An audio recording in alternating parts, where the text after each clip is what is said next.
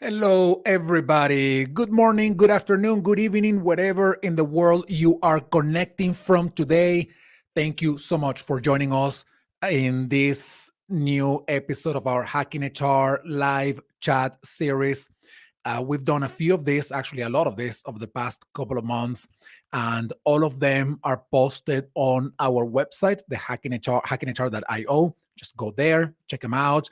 Great conversations, very, very insightful conversations with some amazing, brilliant, incredibly talented authors that are coming to the show to share their ideas and their recommendations with us in this hacking HR community.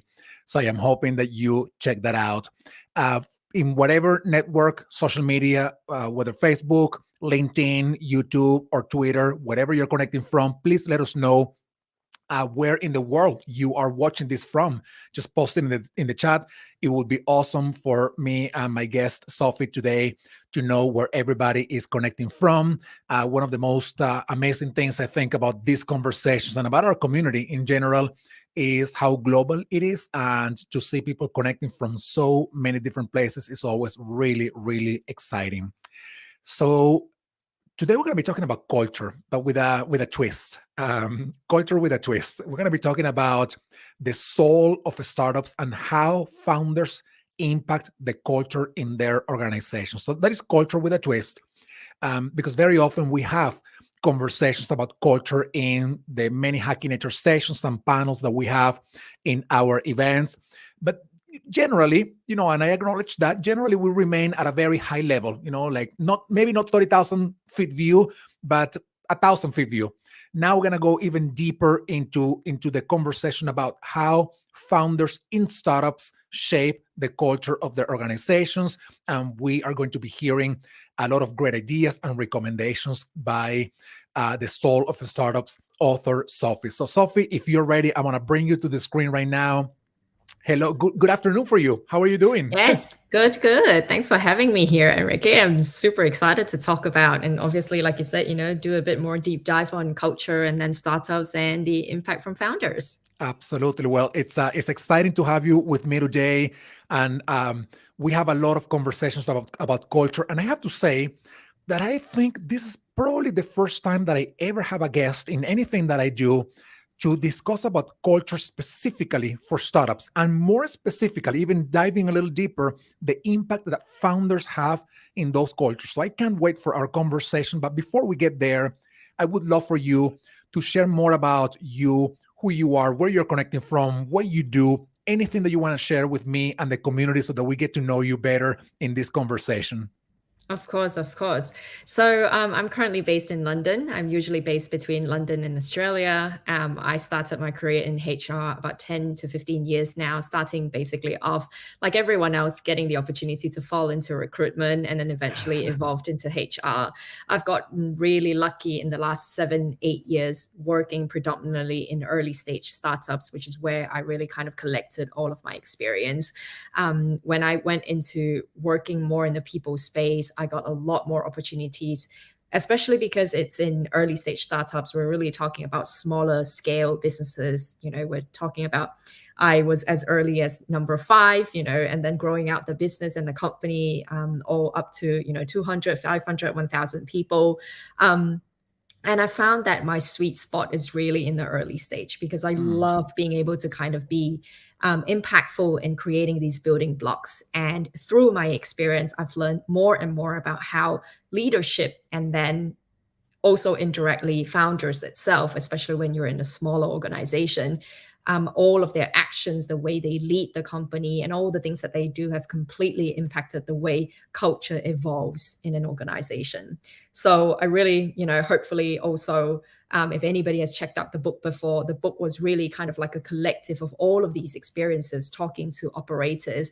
And the book precisely also I intentionally did not want to interview any founders to bring their perception into the book, simply because I feel like founders already have more than enough platforms out there Mm. to really talk about the culture, the companies that they're building, and what they believe is the right thing. Whereas this book is a true kind of reflection from operators itself, everybody from, coming from every single type of team or function, any role that they play in an early stage startup, and how they had to play those roles in order to evolve the culture altogether. So if anybody wants to check out the book, feel free to do so. I'm always open to feedback. Love to hear from other operators who also probably feel the same thing, share their experiences as well. So yeah, that's a little bit about me. Well, that's fantastic, Sophia, and thank you so much for writing about this. And I have so many questions about the work that you have done and the content and the insights in the book. But I have to get this question out the door from very beginning in our conversation.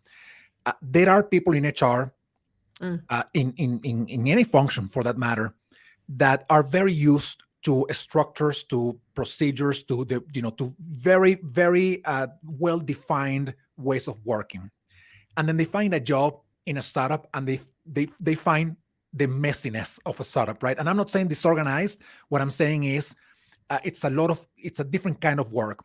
So what I would love for you to share in this first question is, especially for those HR people who are thinking, maybe considering applying for jobs in startups, what's your message to them? What's the difference between working in a startup and working in a more established company? What could they expect if they come to work in a startup?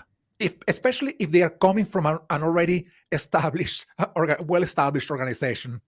Yeah, I love this question. If only I get a penny every time I get asked this question. Yeah. So historically, I actually spent the first part of my career in IBM. So as you can imagine, me doing that immediate switch from IBM with such a well-structured, mannered, incredibly dense place or working organization into a startup where I was actually number 20. So you can imagine, right? It's like going from 5,000 to 20 people. And the first advice I would really give is be completely open-minded as you go into this new environment. Now, I say this is because I often find throughout my career as well, I often find people who make that switch and then eventually kind of fall out of that switch because they have gone through burnout, not being able to kind of navigate themselves, seeing the environment being far too challenging, and exactly like how you have described it, being far too messy for their liking. Yeah.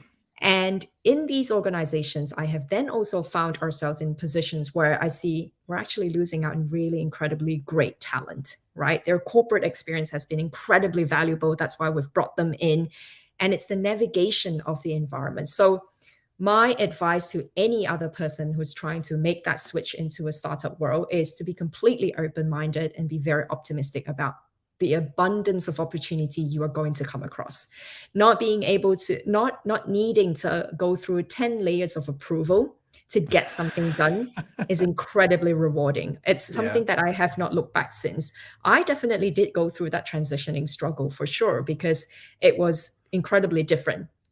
But it's also so rewarding when I know that I'm making strides forward far faster than I would when I was in a corporate environment. So anybody coming into this space, be completely open-minded, learn to find the opportunities rather than learning to find the negativities, and you're going to be on your way to like more and more success. I love that, and I want to reemphasize something that you just said, which is you have to learn to manage the potential of burnout when you're working in a startup. Because if you're coming from a well-established larger organization where you do one thing and the next person does the other thing, and in startup you have to do those two things one day, and then the next day you don't have to do any of them, you have to do some other two things.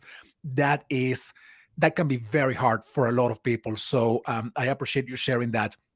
Now, Sophie, let me ask you this. What is the soul of a startup? And we can spend just entire, conversation here. But I ask you this question because, on the one hand, startups, especially those that have gotten funding, they have an urge to, make that money back, right? To produce their revenue, they need to produce to pay back, as soon as possible to their investors.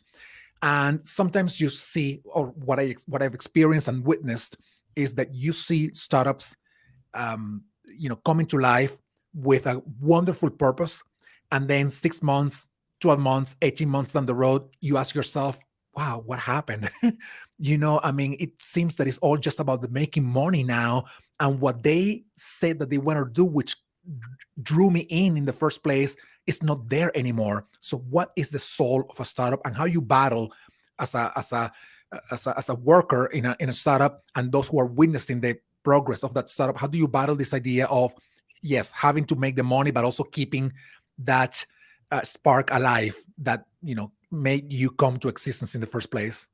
Yeah. So going back to, I love that question. Thanks for asking that.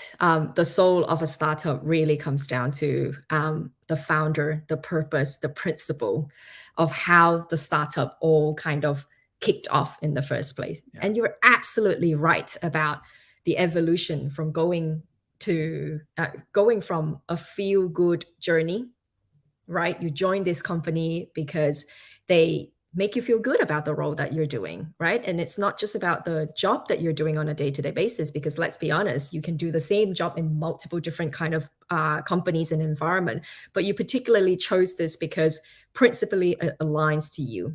It's a place that you want to bring your best version of yourself and then eventually leave long-term impacts as well. Then you go through the evolution, and then it becomes something that is completely it's not something you're familiar with anymore. Like you said, 12 months later, you kind of go, click, this isn't the place that I've joined. Yeah. Some things have changed. Many things have changed. Now, this evolution itself, I'm not sure if people agree with me or not, but it's completely driven by external circumstances. The reason I say external circumstances is the soul of this startup, the principle of the startup, the purpose of the startup changes based on the investors that you get on. Yeah.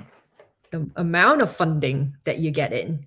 The purpose still stays the same, but the speed, the rapidness of what you're trying to achieve, and then these goalposts starts to get pushed further and further and further out. So these goals now start to become incredibly unfamiliar.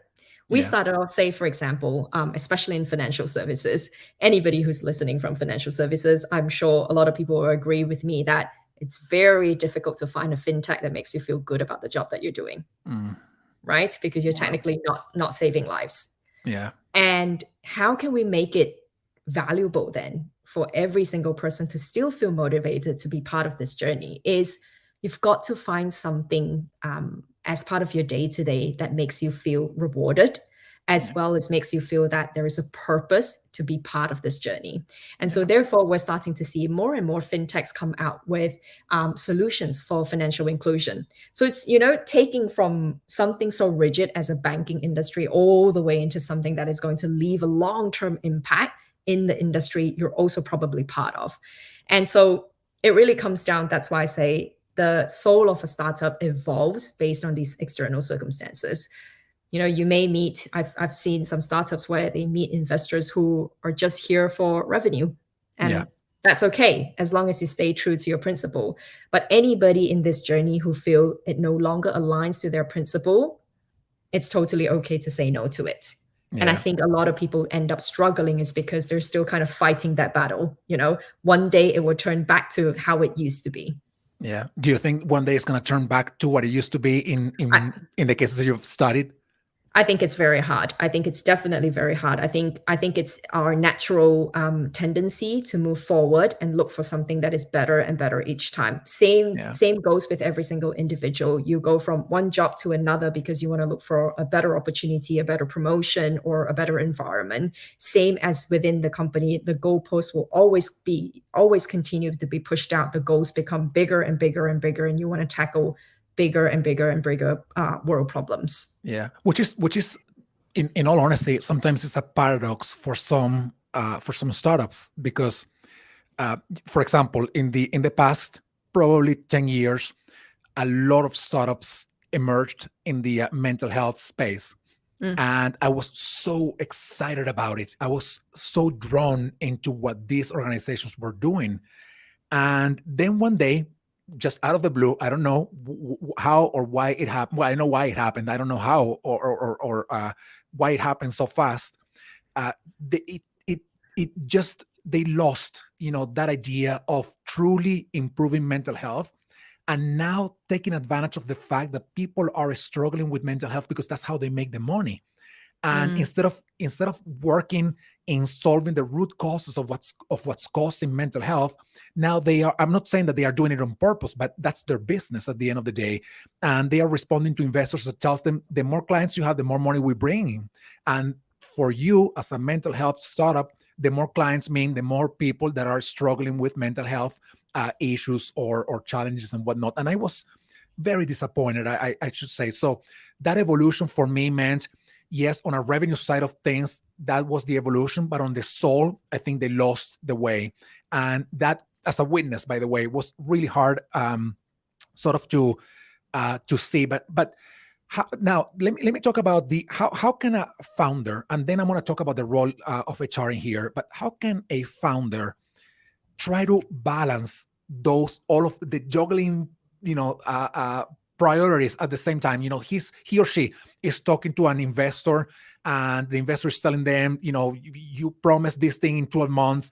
And then on the other hand, the founder is saying, I created this startup because I really wanted to leave a legacy. And then you have the customers asking you for something else, and your employees asking you for something else. How do you keep the soul of a startup from a founder's perspective?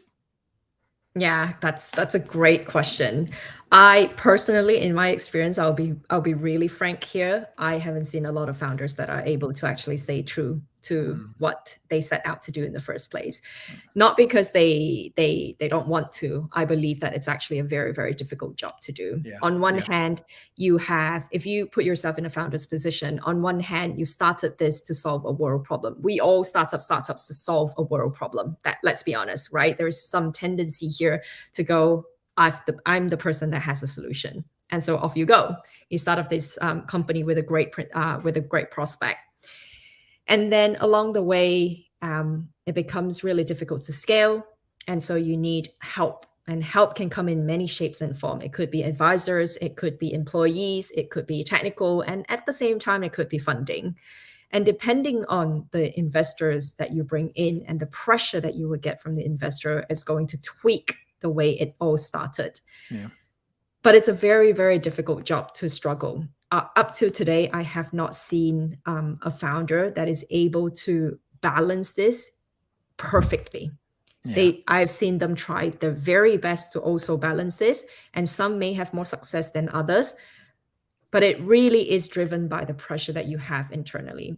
Yeah. If you think about how a company is starting to grow, and so therefore you've got more employees to take care of, if you don't take this amount of funding right in front of you, then you technically don't get closer to solving that world problem either. So in one way, shape, or form, you've got to be able to sacrifice, along this journey. So again, I've been very privileged to work with founders who are trying to solve world problems, and they are trying their best to stay true to themselves, but something has got to give. So I see them make these mini sacrifices, but it's not to the detriment of completely pivoting why the business existed.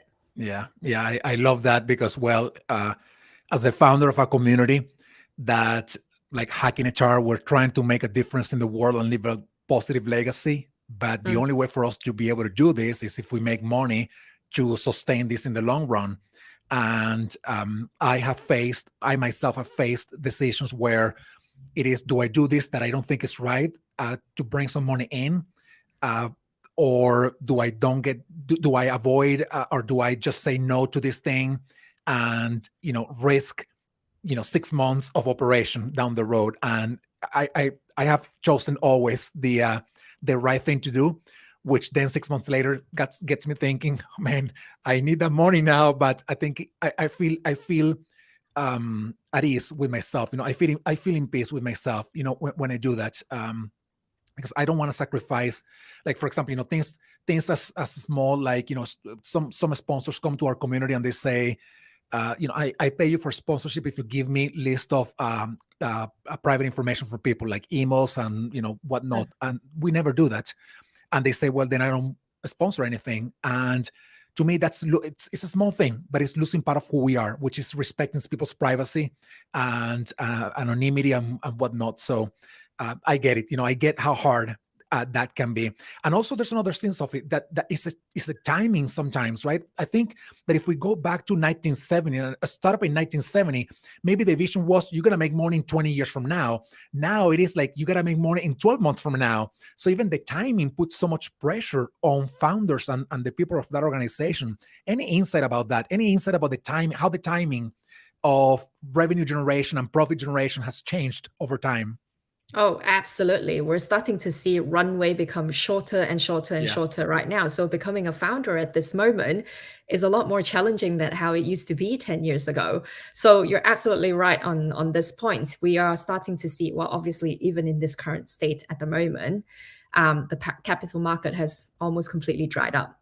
And so therefore, I'm also in experience right now seeing more and more startups and founders having to make really tough decisions on, do we keep the organizational lean to drag our runway a bit longer so that we can continue to build on this purpose? But that means some people may be sacrificed, which is why, there's this big flux of redundancies and terminations that we're seeing. But ultimately, it is also because we're trying to save as many companies as possible. So it's all in parcel. It's a very, very tough job. And this is also, coming back to the book as well. I remember getting a couple of questions when people ask, well, does it mean that it's completely the founder's job, completely their accountability to build great businesses? I say, no, that isn't the point of the book, right? The point of the book is to pay tribute back to how difficult a founder's job is, which I think a lot of us actually take for granted. We tend to go, well, if a CEO is behaving well, then we ultimately will have a great culture. If it's a bad CEO, we don't have a great culture. But then when we don't have a good culture, it's all HR's fault. Where, where do we draw the line and where is the balance in here? So I think it's about time we recognize how difficult this job is. Yeah. And now talking about culture and talking about the impact that founders have on culture, which is the core foundation of the soul of startups. I want to begin by asking you, when it comes to culture, what is a great culture for startup? And I don't mean to say that it's the same thing for all startups, but what are the pillars of a great culture for most startups? Yeah. So exactly like what you say, there isn't going to be a cookie, it's not a cookie cutter model. What I always believe in order to create a great culture is where it has, number one, psychological safety for all of your employees, which means people can come into the company to be their true self, in order to be the best version of themselves and add value into the business. Now, achieving psychological safety in an environment as it's rapidly growing is incredibly difficult. Yeah. I think that is one of the forefront that requires almost all hands on deck to be able to achieve. And definitely, I would say this out loud, it is not HR's job only. Which is obviously it's a common misperception, right? If anybody is burnt out, it's HR's role. If anybody is happy, it's also HR's role. And so I really feel like, we need to take that deviation away and not talk about it that way. Then thank you for saying that. Sophie, excuse me, please forgive me for interrupting, but I just have to say thank you for that reassuring message for two things. Number one, because sometimes HR takes it all upon themselves, and that's not right. And some other times the organization just throws into this idea of psychological safety and a lot of other things to the catch-it-all net of HR, and that is not right. This is one thing that pertains, it's culture, and it pertains to every leader and everybody in the organization. Even if HR is facilitating or coaching or leading some of the way, it is everybody in the organization. So thank you so much. I just wanted to say thank you for saying that. It's the same with diversity and inclusion, right? Yes, how is it HR's role only? It is every single part that we play and how we behave in our day-to-day, both personally and professionally, that actually creates that type of right environment. So yeah, back to your point, the first pillar is definitely psychological safety, to ensure that that is an element that is completely focused and emphasized in the organization to be able to create the right kind of culture. Then the second thing I would always pinpoint to as I run cultural workshops is what needs to be true for this to be a great workplace, right? You come in, you may have different demands. Every individual requires different demands, but ultimately, how do you stay true to yourself? I've often seen companies where you have leadership we're not exactly on the same page because everybody wants different things. Principally, they do not align. And so therefore, you create an environment where not a lot of people can actually work together. So really, culture comes down to what kind of environment you want to create that is going to then sustainably, as a consequence, become a workplace of desire. I love that, and it's just very powerful to know that psychological safety, but also the nuances of your specific organization can determine and will determine, how strong and how positive and how good your organization can be. Now, let me ask you this: um, a founder who wants to stay true to that idea of why we did this in the first place, but at the same time, he or she is talking to investors, and then maybe he or she's being pulled to the side of we need to make more money, and that means losing a little bit of why I did this in the first place. What role can HR play to try to keep some groundedness, centeredness in the original idea of why the organization was created in the first place? Is there any role at all that HR can play in that sense? Absolutely. I say 100% this is also HR. I wouldn't say it's HR's role only. I would fairly point it out as this is HR's opportunity to change from within. Back to your point earlier when we talked about how HR is being seen to play one single role, right? It's either a bottleneck or a sense of success. But let's change the narrative a little bit, right? We have gone through the evolution of HR turning into people and culture, people operations, people experience. We've got a whole plethora of how we define HR at the moment. So take this as an opportunity is my advice. I have been very privileged to work successfully with great CEOs to build sustainable businesses, simply because I did not see my role as pure HR only. I see my role, on the other hand, as going into a partnership in tandem with my CEO to build what is right. And as long as I carry that on the front of my perception, I will always try to do what's right for the employees. And that also then means my day-to-day would include getting closer and closer to the insights of the organization, getting closer and having more transparent insights around why our investors are behaving this way, why our investors are asking for these things. Is there some answers that we're actually not giving them, so therefore they're trajectorying our proposals in a slightly different way? Are they taking us on a slightly different tangent as compared to how we all started? And you're absolutely right. If we can play that opportunity role to ground us back to staying true to who we are and yet still achieve the goals, I think it's a win. But ever so often, I find myself, even as a consultant coming in, it's because the mentality within these teams are not there. So I feel like this is our golden opportunity to evolve ourselves the way we think, how we should be acting. Yeah. No one's actually, if you think about it, no one's actually clearly defined as HR, you can only do X, Y, Z, right? So if we're able to use this as an opportunity to go, I'm going to work in tandem as a partnership to create the best kind of workplace environment, then I think you're halfway there. Yeah, and I love that it ties back to what we were talking about at the very beginning, which is, what happens if you want to, from an HR perspective, if you want to get a job in startup, right? And I think there are some principles that apply to whatever you work, and you mentioned two of them. You have to have the right mindset for that industry, organization, whatever that means for that industry or organization. You have to be curious, and this applies everywhere. But it's definitely, as you said before, those are superpowers to have if you're working in a startup. Like you mentioned one example that I think it should be true regardless of where you work, which is, you got to know what the insights about your business, not just HR, the insights about your business, what your investors are looking for, more transparently, because that's going to inform your work in HR, which at the end of the day is not just HR. It is the work to influence and impact people in a positive way, but also make that business sustainable in the long run. And this requires, in my view, a very different mindset from HR folks who work in well-established companies where they are just like, it is like they do just recruitment, or they do just compensation, or they do this other thing, and they forget of the million things happening around their own specific function. Yeah, I totally agree with you. I would caveat that with not necessarily saying that people don't have the mindset. I think they haven't been allowed to have Yeah, to haven't been allowed to actually nurture themselves in those mindsets. So yeah, if anybody's who's listening who kind of feels like they haven't been given the permission to do something differently, I would say stop asking for permission. yeah. I Actually, love that. whenever Mhm. you can get the opportunity, raise your hand and go, I think we can do this differently.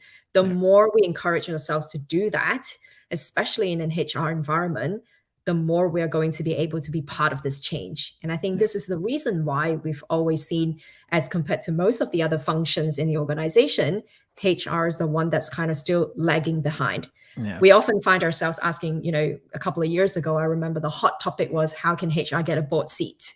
yeah, Well, you don't ask for it. Yeah, well, you don't wait for a bot seat to open. You ask for the bot seat to open yeah, up for space for you. Who else knows more about the entirety of the business than HR actually does? yeah, Imagine all the one-to-ones that we're having. Imagine the plethora of opportunities we have in front of us. But ever so often, we're staying there in our comfort zone, waiting to be told that we suddenly have an opportunity. The yeah. more we raise our hand, the more we change this, the faster we are going to evolve. Yeah, I love that. Absolutely. Sophie, let me ask you this. One of the ideas of building, in general, strong cultures is helping people remain aligned with the purpose of the organization and find ways, uh, either putting this on them or us as organizational designers, finding the ways to connect what makes those people tick, what their passions, their potential, their talents with what the organization is trying to do.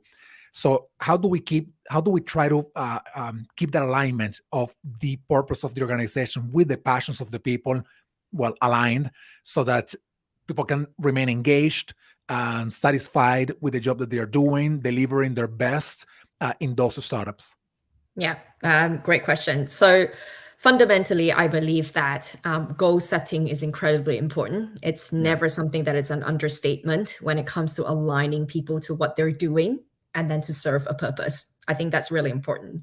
Talent acquisition always needs to make sure that they're hiring for the right purpose as they come into the companies.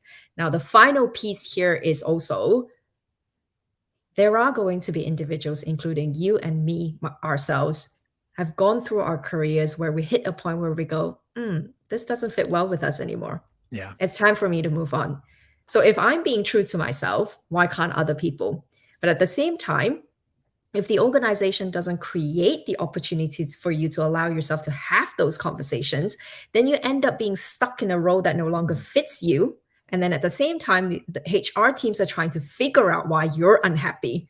So you hmm, see how it's a toxic cycle altogether. mm, So fundamentally, I believe employee platform is so important, more so important than it is before compared to now, especially because of the rapid pace that we're evolving ourselves into.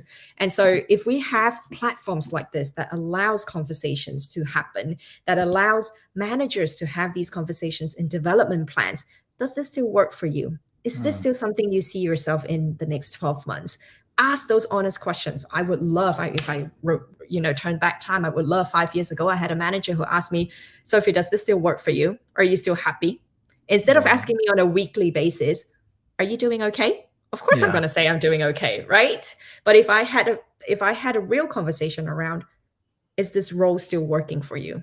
Do you want to do something else? And so I feel as HR's role, we can really equip that. We can facilitate those conversations, embed them into your development plans, embed them into your development frameworks. And that will mm. allow more and more of these honest conversations, and problem solves itself. I gotta say, Sophie, that is such a freaking powerful statement. I'm getting a little bit of goosebumps in here just thinking about my own experiences when I was bored to almost death in some jobs that I had. And not only did nobody ask me, my bosses didn't ask me, is this role still good for you? But the few times that I actually raised that issue and told them, like I want to do something else. I reached a plateau here and there's nowhere to go to. what they said was, well, you will have to leave because there's nothing else here for you, or some other negative kind of thing, which is okay. You can sometimes answer the question, but there was no exploration with curiosity about possibilities. And what I am thinking right now is, in an environment where attracting and retaining highly talented people, it's becoming harder and harder, for many reasons. If you had those conversations with your folks, with your employees, you may find out that you had a need in one part of the business, that this person who is telling you, I am this role is already too small for me, the shoes are too tight now, I want to do something else. You can move them around to something else where you needed that kind of talent. Even those kinds of conversations are so powerful. So I'm telling you, like, that is really, really powerful. And I appreciate you for sharing that, because I think HR can play such a wonderful role. Everybody, by the way, but HR can play such a wonderful role in creating the conditions for those conversations to actually take place in a safe environment. I think that's powerful. Absolutely. I really think it's HR's role to facilitate and create that platform for it. And I do want to say, there's one thing I really follow religiously, to be perfectly honest, to enable this kind of frameworks to happen, is I really love Dan Ping's mastery concept. I think mastery is a great concept and a great framework that can easily be applied into whatever development framework we have right now, and kind of embed into it. It starts off as simple as asking, what more can I do for you as a company? Right? Not more benefits, not more salaries, but what more can I do for you in this environment? How can I allow you to achieve the best version of yourself? And it starts from simple questions like that. And I found that really powerful, even embedding it in some different organizations I've been in the past. And it's definitely brought upon a really different perspective of how we see retention. Retention isn't a numbers game. It isn't 10 people leaving, so therefore we have bad retention. 5 people leaving means we've got better retention. It really isn't that. It's how fulfilled your employees are. Is the way we should be seeing it. We can easily have 100 people sitting there not putting their resignations in, but hey, you know what? Productivity level is incredibly low. Engagement level is incredibly low. What are we doing here? So I really think it's about time HR gets into a deep dive to answer some of these questions. Yeah, and the reality is that of those 100 people sitting in there, 50 of them are doing, half of the work that they could be doing, and 30 of them are completely checked out of the work that they should be doing. Actually, there's a very interesting book that I read a while ago, On Everyone's Culture. I can't remember. It's like 5 authors. I can't remember the name of the authors. And the foundation of the book was, sometimes people come because they are not in the right place, or their talents are not utilized, or nobody has asked them the question, or, what else can I do for you to really, maximize your potential in this organization? They end up coming to work to do one job, but their mind is somewhere else, and they are basically becoming several people in one person, right? The person that is sitting in there not doing all that they could do, while thinking about something else, or maybe even working on some other projects. And that, to me, it was so revealing, because by the time I read the book, by the way, I was going through that very thing. I was coming into work and doing, 5% of what I thought I could do for the organization. It's just that my outlets had been exhausted in that case, which is why I left in the first place. But your question is just so powerful. Or your statement was so powerful. Sophie, as we're getting closer to the end of our conversation, I know we talked about startups. We talked about culture in general. This conversation has been really fascinating. And I want to ask you, for those HR professionals who are in HR right now, and they are in the middle of the tension between the company is losing its purpose, it's losing its soul, with, I still think there's a chance to do something about this. They are like, like the game of pulling the cable, the cord. They are in there in the middle. What can they do? What's your recommendation to those people in that very place right now? Oh, I find myself in this situation maybe 4 times a year, to be honest. So that's not a tough question, but it's a very difficult position to be in. I'm going to be really honest, and I really empathize those positions that they put themselves in. Now, I would immediately say it's never too late for a company to pivot around and to kind of turn the ship around into a good place, even if you feel like it's in dire situation right now. That would be the first advice I would say. The second thing is, if you are in those roles, learn to find the opportunities where you can make a change. And if you don't, then you know you need to call it a day. Because I really truly want HR to be kinder and gentler to ourselves, that it is not ultimately our one person role to solve all of the cultural problems. We have to remember this. Before we get burnt out, before we get to a point where we no longer trust any organization and we carry this trauma around and we do a day job for a day job as it is. So we really need to remember, while the company needs to stay true to themselves, we need to stay true to ourselves as well as a HR folk. So learn to find out whether or not there are opportunities where you can make a change. If not, I think it's fairly comfortable to bail yourself out of that situation for as long as you know you have tried your best and it is not your role only to solve this problem. I really have to emphasize this a lot of times because I've had really good privilege to mentor and coach HR professionals under the same circumstances. And it's shocking for me that every time we start a conversation, they feel it's their fault. They feel it's their job. And it really is not. I've just said this out loud at the start of this session. It is partnership. It is in tandem with all of the leaders, with all of the people in the company. You can't be knocking on the same door, hoping for a different result. Yeah. Right. Wow. So if you find yourself in that situation, learn to know whether or not this is something that you can do on your own, or this is something that you cannot do on your own. But it cannot be just your role. No, that is fantastic. And I am thinking about burnout in at work, employees at work, and specifically burnout in HR, which is it's significant. A lot of people in HR leaving the profession and getting into other industries because they are fully burned out. And part of that is people thinking in HR, it's either my fault or it's all because of me, or I'm frustrated because no change is happening. And you just have to give yourself some grace and say, you know what?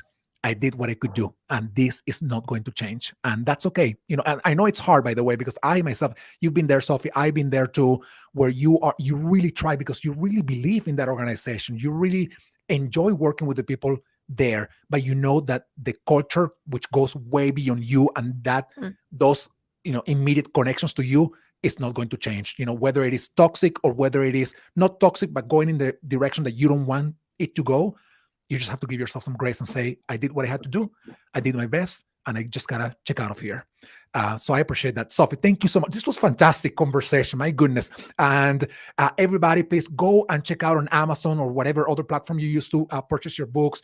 Go and check out Sophie's book, The Soul of Startups. Great conversations, great stories, great insights. You got a little preview in the past 40 minutes about the book. Sophie, this was really fascinating. I love the topic of culture, and I hope we can have you again in our Hacking HR live chats, because I think we could have talked about this for hours, by the way. So I really appreciate you putting all these lights out there in the world for HR, but for startups as well, because we believe in them. We trust that they will be doing the right thing, and we want them to do the right thing for them and the rest of us. So thank you so much for being here with us and with me.